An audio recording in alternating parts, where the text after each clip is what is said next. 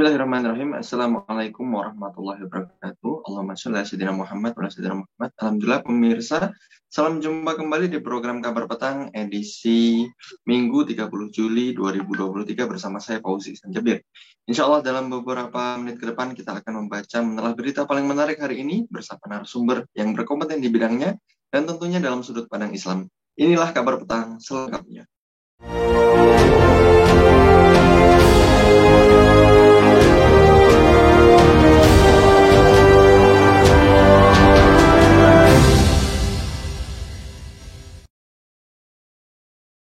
Tentu saja keceplosan Menteri Kominfo Budi Ari mengatakan pemerintah saat ini ngotot memenangi Pilpres 2024. Sebab jika kalah akan fatal dan bikin malu, yakni masuk penjara semua. Pernyataan Budi Ari itu diungkap saat berdiskusi informal yang dihadiri beberapa orang, termasuk pengamat politik Ray Rangkuti. Pernyataan Budi Ari pun langsung viral di medsos, hingga bikin heboh warganet. Pertanyaannya, apakah ini indikasi Budi Ari dan koleganya akan mempermainkan hukum di Indonesia dan juga apakah semua partai politik bermasalah? Dan juga tentunya apakah pernyataan Budi Ari menunjukkan permainan politik di Indonesia ini sangat kotor? Ya, untuk membahasnya kami terhubung dengan Bung Lutfi Advandi dari Indonesia Justice Monitor. Assalamualaikum warahmatullahi wabarakatuh, Bung Lutfi. Waalaikumsalam warahmatullahi wabarakatuh, Bung Fauzi. Alhamdulillah. Sehat, Bung Lutfi? Alhamdulillah. Bung Lutfi, terkait pernyataan kontroversial ini Menteri Kominfo Budi Ari baru-baru yang viral di media sosial, ya, di mana pernyataan tersebut mencuat saat Budi Ari menyatakan bahwa jika pada pemilu 2024 mengalami kekalahan atau gagal menduduki kursi presiden, maka ada potensi masuk penjara semua. Ya, apakah ini indikasi rezim sedang cemas dan panik ini, Bung Lutfi? Ya baik, terima kasih Bung Fauzi. Jadi yang pertama tentu kalau sesungguhnya kalau kemudian penguasa itu jujur, amanah, ya tidak korup gitu, ya maka sebenarnya tidak mesti cemas, tidak mesti panik gitu. Jadi kalau kemudian para penguasa itu dia menjalankan pemerintahan itu dengan baik, dengan benar, dengan jujur, tidak korup, maka sebenarnya apa yang harus dikhawatirkan, apa yang harusnya dicemaskan gitu. Ya, jadi nggak usah panik dan nggak usah cemas kalau kemudian para penguasa itu menjalankan pemerintahannya itu dengan baik, dengan benar, ya tidak korup gitu. Nah, artinya kalau kemudian ada kepanikan, ada kecemasan, ya ketika kemudian mereka tidak lagi berkuasa karena khawatir masuk penjara dan seterusnya gitu. Nah, ini artinya kan ada yang tidak beres ya dalam para penguasa itu menjalankan pemerintahannya gitu. Kalau kemudian itu kan ada indikasi-indikasi bisa jadi penyelewengan atau kemudian korup dan seterusnya gitu. Itu yang pertama. Nah, yang kedua, di Indonesia ini ada semacam kecenderungan gitu. Setiap presiden atau pejabat politik ya yang lain seperti misalnya gubernur, wali kota, bupati dan seterusnya yang akan kemudian turun tahta atau kemudian dilengser misalnya, dia hampir pasti akan memastikan ya orang yang melanjutkan kemudian jabatan setelah dia ya harus orang yang dia bisa kendalikan atau paling tidak sejalanlah dengan dia gitu. Ya, karena itu langkah yang dilakukan oleh misalnya Presiden Jokowi untuk merangkul beberapa capres ya yang mungkin dia anggap ini potensial menang seperti halnya Ganjar atau Prabowo misalnya, itu bisa jadi dalam rangka untuk mengamankan dalam tanda petik ya nasibnya itu setelah setelah kemudian dia tidak lagi menjabat gitu.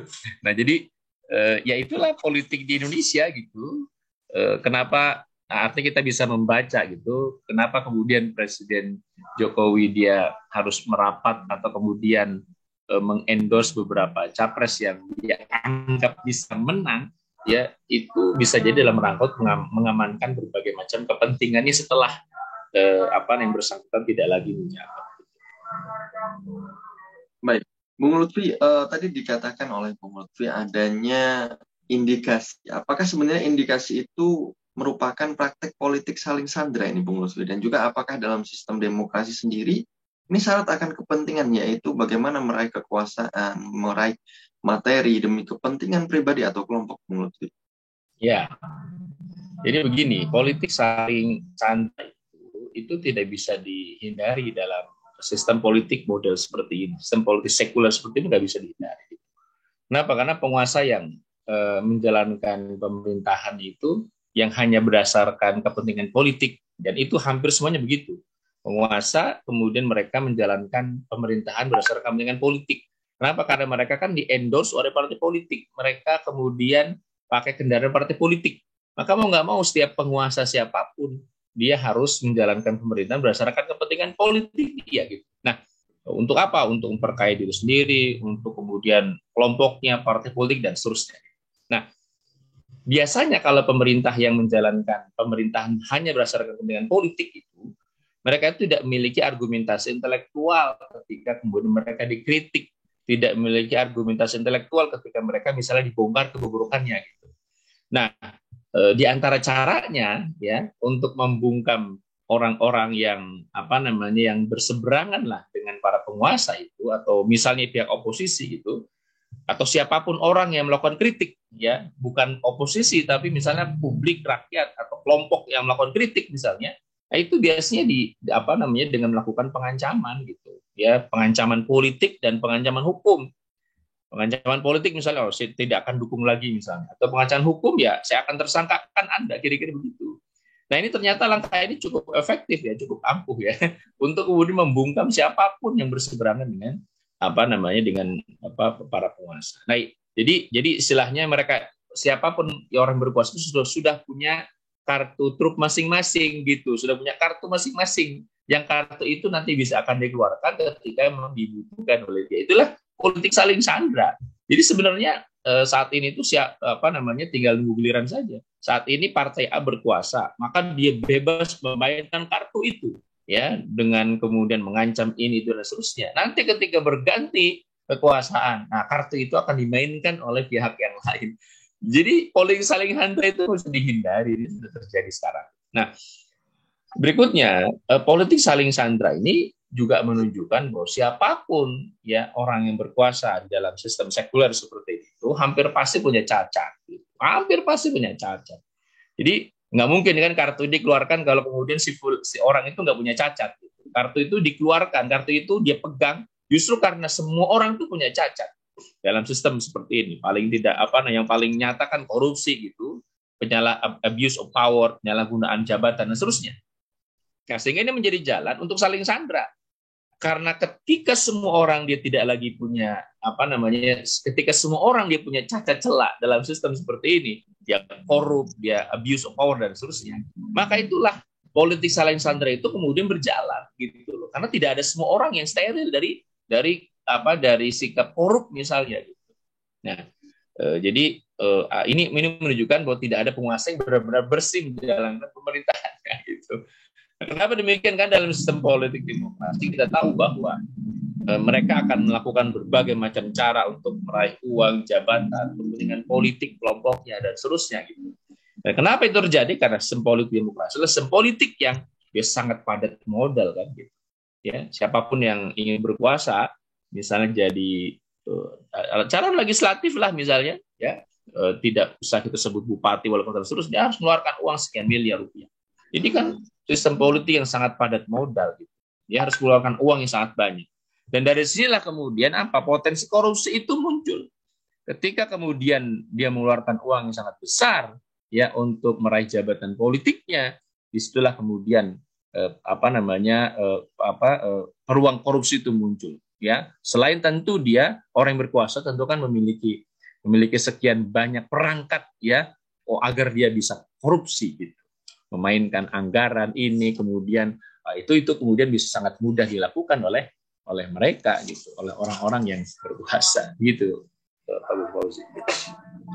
Bung Lutfi tadi berbicara terkait dengan permainan politik, permainan hukum. Apakah dimungkinkan ini ke depan Bung Ari itu akan memainkan politik hukum yang ada di Indonesia, dan juga apakah semua sebenarnya partai politik itu bermasalah ini? Bung Lutfi. Jadi begini ya, sudah bukan rahasia ya. lembaga yudikatif yang dia mestinya independen gitu ya, tetapi seringkali ya itu dalam politik seperti ini seringkali malah aparat penegak hukum itu menjadi alat kepentingan politik penguasa. Mestinya kan konsep tres politika itu ada eksekutif, legislatif, yudikatif itu kan mestinya ini saling check and balances gitu ya. Tetapi yang terjadi seringkali lembaga yudikatif ya para penegak hukum dan itu menjadi alat kekuasaan. Nah, ini yang kemudian seringkali disalahgunakan, seringkali terjadi seperti itu gitu. Ya, jadi seringkali aparat penegak hukum menjadi alat kepentingan politik para penguasa.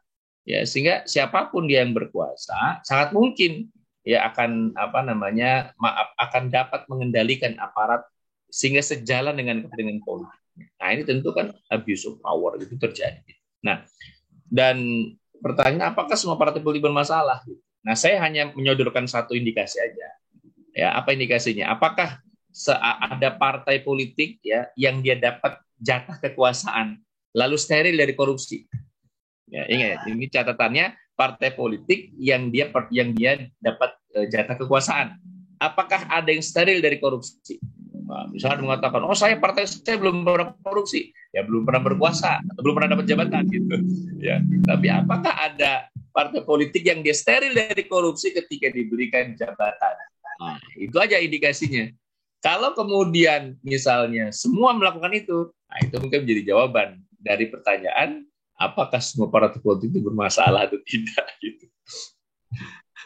Baik, Bung Lutfi, kalau kita merujuk ke pernyataan Budi Ari yang tadi yang sempat kita bahas ya, dan juga ini yang viral di media sosial, ya apakah sebenarnya pernyataan Budi Ari ini menunjukkan permainan politik di Indonesia yang begitu kotor sekali ini, Bung Lutfi?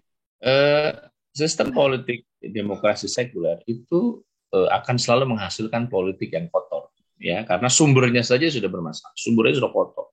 Maka dia akan hulunya sudah kotor, apalagi kemudian nanti sampai ke hilirnya juga demikian. Nah, di antara penyebabnya karena saya sebut tadi politik biaya tinggi, ya itu kemudian misalnya menghasilkan korupsi.